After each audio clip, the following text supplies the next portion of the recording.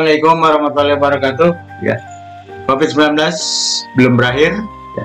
Oleh karena itu, walaupun kita mencoba pembelajaran tatap muka secara terbatas, kita tetap menjaga dan menjalankan protokol kesehatan. Ya.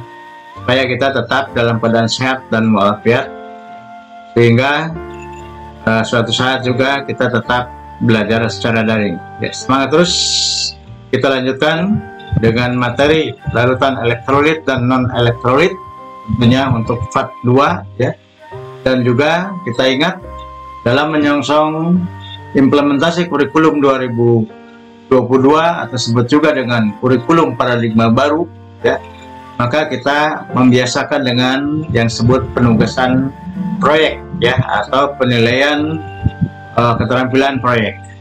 Nanti pada penghujung tentang pembelajaran larutan elektrolit dan elektrolit bagian kedua ini kita akan jelaskan, yaitu tentang penugasan proyek. Semangat terus. Assalamualaikum warahmatullahi wabarakatuh. Oke, tetap semangat ya. Kita lanjutkan. Ini yang disebut dengan reaksi ionisasi. Ini sudah disebutkan tadi bahwa suatu zat elektrolit ya, dia akan melakukan atau terionisasi ya, maka disebut reaksinya reaksi ionisasi. Jadi terurai menjadi ion-ionnya dalam larutan tersebut.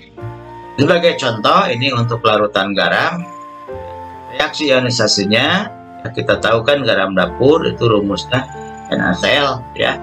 Ini IQ artinya tanda wujud zatnya yang dilarutkan dalam aqueous ya, atau air murni ya, atau dia berupa larutan ya. Kemudian terurai menjadi ion natrium atau Na+ yang terlarut dalam larutannya tadi. Kemudian juga ada ion klor atau Cl-. Itu contoh dari larutan garam. Kemudian ada larutan asam yang tadi sudah kita praktikkan ya, ada HCl atau asam lambung ya, atau hidrogen klorida ya. Nah, ini menjadi ion H+ atau ion hidrogen dan ion klor ya. Kemudian ada asam sulfat yang tadi ya, atau air aki, ini H2SO4, dia terurai menjadi 2H+ ya, dan juga SO4 2- atau ion sulfat ya. Berikutnya ada larutan basa, tadi sebagai contoh ada natrium hidroksida ya, NaOH. Ini terurai menjadi ion natrium atau Na+ dan juga ion OH- atau ion hidroksida. Sedangkan untuk tadi kristal garamnya ya, dilakukan uji daya hantar listriknya, ternyata kan lampu tidak menyala dan juga tidak ada gelembung gas ya, karena tentunya yaitu bersifat atau berwujud padat atau kristal ya. Nah, reaksi seperti ini jadi tidak terjadi peruraian ya. Nah, karena itu garam dapur dalam bentuk padat tidak bisa bertindak atau disebut sebagai elektrolit ya, dalam bentuk padatannya, kecuali dilarutkan dalam air. Dan contoh yang lain ada gula pasir ya. Ternyata gula pasir juga ini tidak terurai. Setelah dilarutkan dalam air, ternyata tidak terurai menjadi ion-ionnya. Nah, oleh karena itu yang dua contoh ini ya, NaCl dalam bentuk garam dalam bentuk kristalnya atau padatannya, dan juga gula pasir walaupun dalam bentuk larutannya ini tidak tergolong pada larutan elektrolit karena tidak menghantarkan arus listrik. Tadi dibuktikan dengan uji DHL atau daya hantar listrik ya. Nah, kemudian ini ya, dari larutan elektrolit kita bagi dua ya, ada larutan elektrolit kuat dan nanti ada larutan elektrolit lemah ya. Ini sebagai contoh ya, larutan garam ini kan termasuk senyawa ionik ya. Kita ingat itu senyawa ionik atau ikatan ionik itu kan ya, masih ingat ya ikatan ionik apa itu ya, dan kimia yang terjadi karena adanya gabobul atau serah terima elektron ya.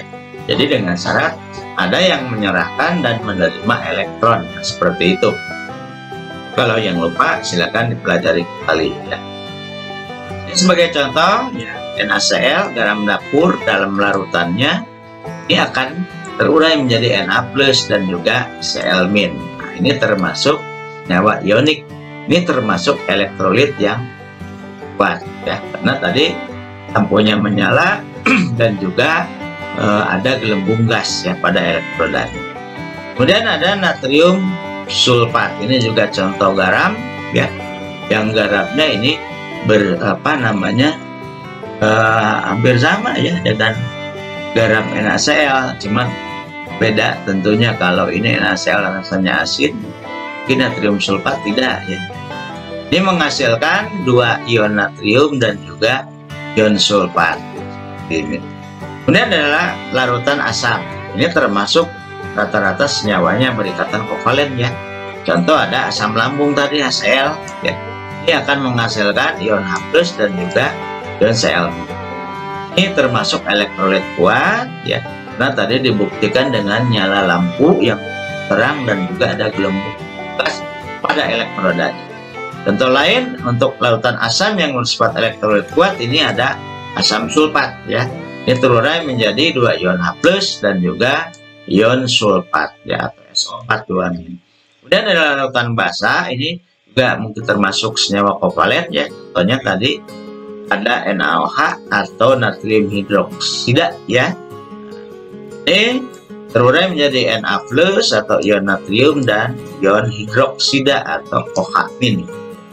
Kemudian juga ada air kapur ya, kalsium hidroksida ini, CaOH 2 kali ya. Dan terurai menjadi ion kalsium Ca2+ dan ada 2 ion hidroksida.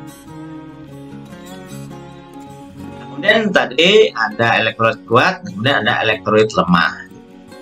Contoh larutan garam, ya ini ada CH3CONa ya, atau natrium asetat ini. Ini salah satu contoh garam kalau dilarutkan dalam air bersifat elektrolit lemah ya. Mengapa lemah? Karena artinya itu tidak terurai sempurna. Artinya begini, kalau seperti tadi ya, contoh kita melarutkan NaCl dalam air, maka semua ion Na dan Cl itu akan terurai menjadi Na+ dan Cl-. Tidak ada yang bersisa. Itu yang dikatakan terurai sempurna ya, atau termasuk elektrolit kuat, termasuk juga HCl ini ya. Jadi begitu dia dilarutkan dalam air, maka berubah semuanya menjadi H+ dan ion Cl-. Itu artinya terurai sempurna. Oleh karena itu ada kaitannya dengan elektrolit yang kuat, daya hantar listriknya kuat ya. Lain juga dengan elektrolit lemah. Jadi seperti asam cuka, begitu kita larutkan dalam air, dia tidak terurai semuanya menjadi ion Na+ dan CH3COO- atau ion asetat ya. Ada yang tersisa, jadi tidak terurai sempurna. Maka itu digolongkan pada elektrolit lemah. Dan contoh lain ada amonium klorida ya. Ini juga tidak semuanya terurai menjadi ion amonium dan ion klor. Nah, kemudian ada contoh larutan asam. Ini asam cuka yang tadi ya, atau sebut asam asetat ya, atau namanya metil karboksilat ya. Ini tidak akan terurai semuanya menjadi ion H+ dan ion asetat dalam larutannya, maka dia dikatakan elektrolit lemah itu ya. Kemudian juga ada asam sulfit ya, dia terurai menjadi 2 ion H+ dan ion sulfit ya, SO3 2-. Kemudian ada larutan basah, sebagai contoh ini amonium hidroksida ya. Ini juga tidak akan terurai semuanya menjadi ion amonium dan ion OH. Ini juga ada contoh yang lain, aluminium hidroksida ya, terurai menjadi ion Al3+ ya, dan 3 OH.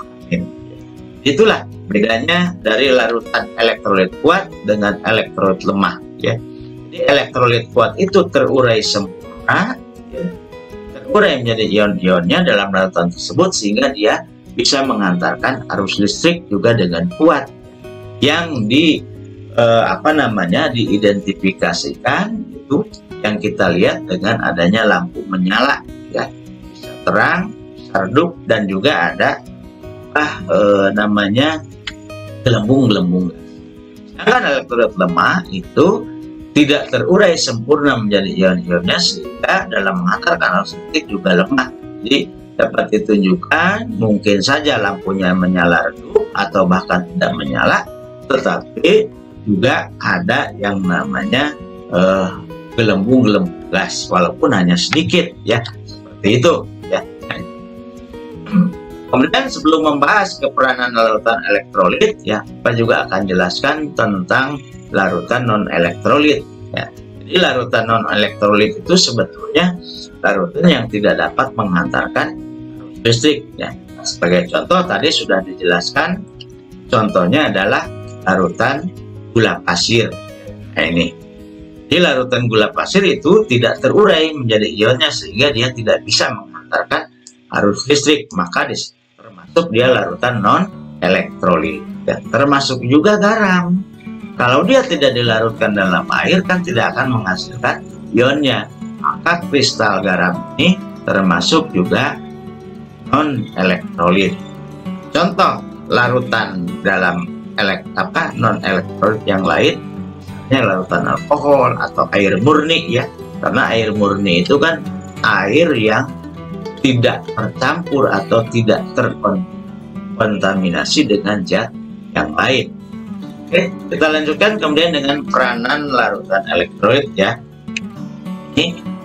Jadi zat elektrolit ini kan merupakan mineral bermuatan listrik yang ada dalam tubuh manusia, ya, sebetulnya, ya. Di elektrolit terdapat dalam darah, ya. Dalam keringat juga ada, dalam air seni dan cairan tubuh yang lainnya, ya. Kadar elektrolit pada tubuh bisa berkurang yang disebabkan karena tubuh berkeringat, ya, sehabis olahraga kita. Kemudian dia secara berlebihan tentunya akan berkurang nih kadar elektrolitnya. Dan itu bisa pada suatu saat menyebabkan kondisi yang disebut dengan dehidrasi, di kekurangan cairan tubuh, ya. Akan menyebabkan kekurangan dari zat elektrolit, ya. Jadi untuk mengembalikan kadar elektrolit dalam tubuh, sebaiknya kita perlu meminum minuman yang mengandung elektrolit, ya. Jadi sebagai contoh nih, sebagai elektrolit, ya, ini diantaranya ada sodium atau natrium tadi, ya. Rumus ininya kan Na, ya, tadi, ya, natrium atau sebutan lainnya sodium, ya. Kemudian ada kalsium Ca, kemudian ada bikarbonat dan juga potasium. Potasium itu sama dengan kalium, ya. Rumus kimianya K, ini potasium. Kemudian setiap zat elektrolit tersebut memiliki fungsi masing-masing dalam tubuh. Sebagai contoh, ini sodium atau natrium, ya, itu dia bersifat elektrolit dalam tubuh, yaitu biasanya membantu untuk mengontrol cairan di tubuh kita. Tentunya yang berefek pada tekanan darah, ya, membantu fungsi otot dan saraf, serta membantu menyeimbangkan elektrolit, ya, di dalam tubuh kita. Dan kalsium juga zat elektrolit, ya, atau nanti juga sebut sebagai mineral juga, ya. Ini untuk menjaga kesehatan tulang dan gigi, ya, serta penting untuk pergerakan saraf, ya, dan pergerakan otot. Dan ada klor, ini elektrolit yang sebetulnya berperan penting untuk pencernaan dan juga menyeimbangkan keasaman pH tubuh. Jadi pH ini nanti, ya, kita akan belajar di kelas 11 ini, ya, tentang derajat keasaman, ya, pH. Kemudian untuk potasium, fosfor, ini, ya, oh bukan lambangnya ini, ya, K, ya, ini salah, ya. Ini lambangnya K, ya, potasium atau kalium, ya. Ini tentunya untuk membantu menjaga kesehatan fungsi otot dan saraf, jaga pertumbuhan tubuh yang normal, dan juga dalam mengontrol keseimbangan asam basa tubuh maupun kesehatan jantung. Oke, itulah, ya, beberapa peranan dalam larutan elektrolit, ya. Atau kita tahu ini, ya, yang sehari-hari kita dengar ada yang namanya oralit, ya. Nah, ini sebagai contoh ini, ya.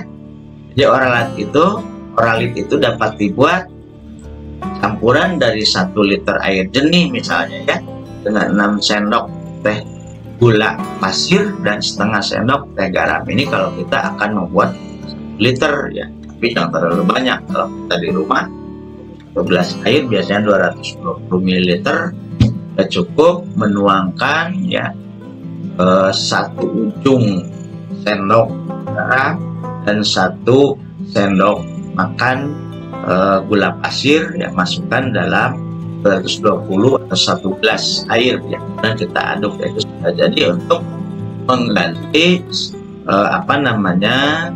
larutan elektrolit yang kemungkinan pada saat kita mengalami sakit yaitu bisa mengalami dehidrasi. Oke, nah itu saja barangkali ya untuk pembelajaran larutan elektrolit dan elektrolit ya, kalian bisa pelajari ya, dan kita berjumpa lagi di lain waktu ya dengan tugas dan pembelajaran yang lain. Semangat terus, walaupun kita belajar masih PJJ secara daring, tapi kita tetap semangat untuk masa depan kita semua.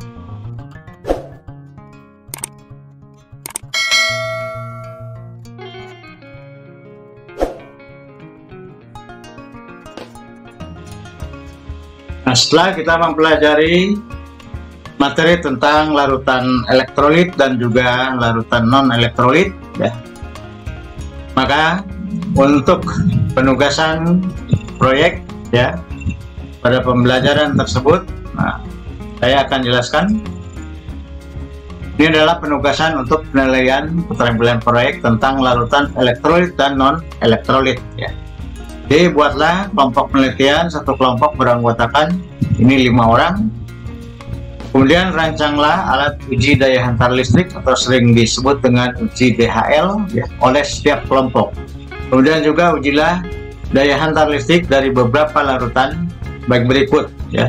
Misalnya ada larutan garam dapur, kemudian larutan air aki atau asam sulfat ya, larutan jeruk nipis dan sebagainya. Dan seterusnya ini ya. Kalian bisa lebih dari 6 ya. Silahkan lebih dari 10 juga boleh. Kemudian buatlah tabel hasil pengamatan untuk uji daya hantar listrik yang kalian lakukan. Ini seperti tabel, dibuatnya seperti ini ya. Jadi nanti ada jenis larutan, kemudian dari hasil pengamatan kalian dari uji daya hantar listriknya itu lampunya bagaimana ya. Apakah dia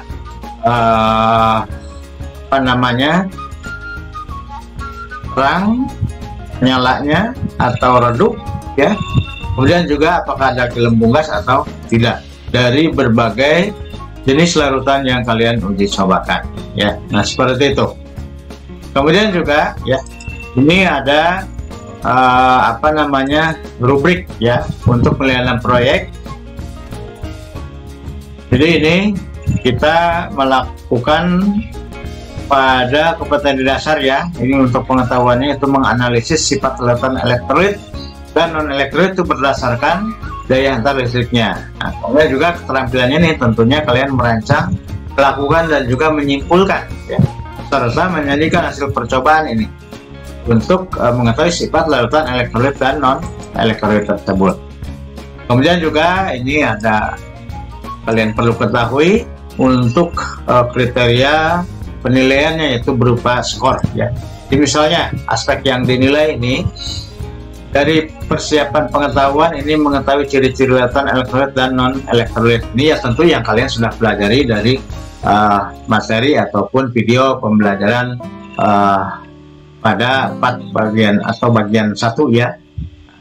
Kalau ya nilainya atau skornya 1, ini tidak dapat mencirikan sifat larutan dan non elektrolit. Kemudian dapat mencirikan ya sifat larutan elektrolit dan elektrolit hanya berdasarkan nyala lampu. Nah ini diberikan skor 2. Kemudian ini dapat mencirikan sifat larutan elektrolit dan non elektrolit berdasarkan nyala lampu, gelembung gas, jenis senyawa ya, serta jenis zat ya, dengan cepat. Nah ini akan diberikan skor 4. Nah, ini untuk pengetahuannya. Kemudian untuk keterampilannya ini juga kalian bisa baca ya. Jadi misalnya bisa merancang atau membuat alat uji DHL seperti yang sudah dicontohkan pada video pembelajaran larutan elektrolit dan non-elektrolit part 1. Misalnya siswa hanya mampu merancang alat yang kurang sesuai dengan petunjuk guru yang sederhana ya, ini maka tetap diberikan skor 1 ya. Tapi kalau dia mampu merancang alat sesuai petunjuk guru dengan lebih dimodifikasi oleh siswa atau peserta didik, maka itu diberikan skor 4. Nah, ini untuk rubriknya dan juga termasuk skor ya, atau penilaian yang diberikan ya pada kalian nanti itu. Nah, ini. Jadi ingat ya, ini. Terutama juga nanti ada pelaporan ilmiah. Karena ingat kita akan belajar ya di kurikulum paradigma baru itu salah satu syarat kelulusan peserta didik harus bisa membuat laporan atau esai ilmiah. Maka kalian yang sudah dipelajari dengan metode ilmiahnya, nah ini diserapkan ya untuk hasil penugasan proyek tersebut. Kemudian juga satu lagi ya, ada ini untuk rumusan proyek dan juga kerangka pelaporan ya. Jadi ini misalnya untuk penilaian proyek ya, mata pelajaran kelas 10 ya. Ini tentu di semester 2 ya. Nah, ini di semester 2. Kemudian kompetensi dasarnya ya, tentu ini untuk keterampilannya dulu ya, yaitu merancang, melakukan dan seterusnya. Kemudian pada indikatornya ini ya, peserta didik dapat merancang dan melakukan percobaan melalui penugasan proyek untuk memiliki sifat elektrolit beberapa larutan yang ada di lingkungan dan larutan yang ada di laboratorium setelah hasil melaporkan hasil percobaan. Dan ini tentunya bukan hanya larutan elektrolit, tapi juga ditambah dengan non ya, dan non elektrolit itu, dan non elektrolit ya. Jadi tidak hanya untuk larutan elektrolit saja, karena kita pada materinya itu memang khusus dipelajari larutan elektrolit dan non elektrolit ya.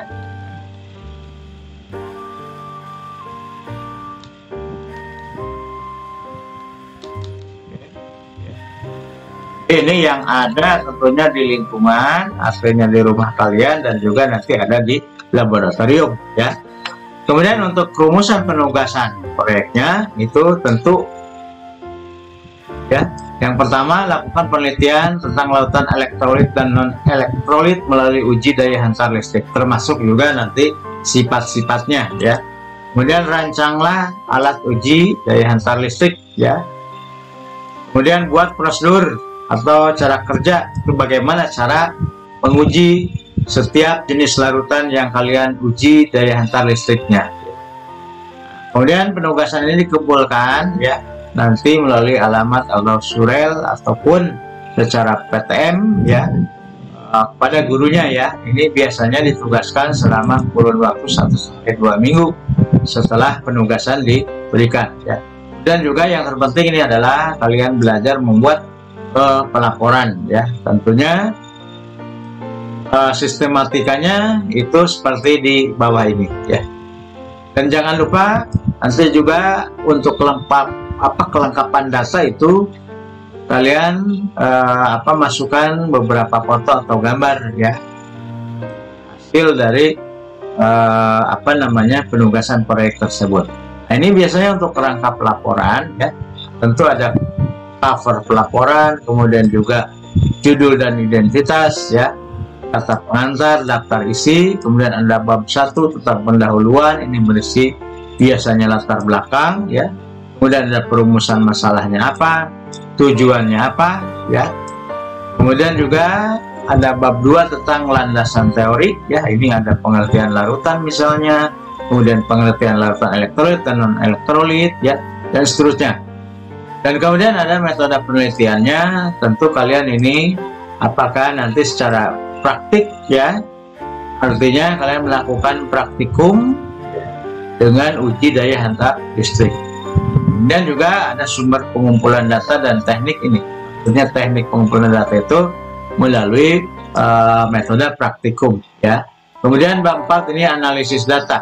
Nah, ini tentunya datanya dari mana diperoleh? Tentu dari hasil pengamatan, salah satunya dari uji daya hantar listrik.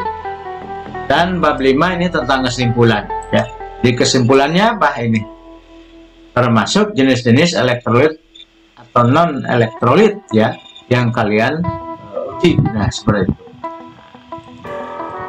Nah, barangkali itulah ya tentang penugasan proyek dan untuk larutan elektrolit dan non elektrolit. Semangat terus, semoga sehat selalu.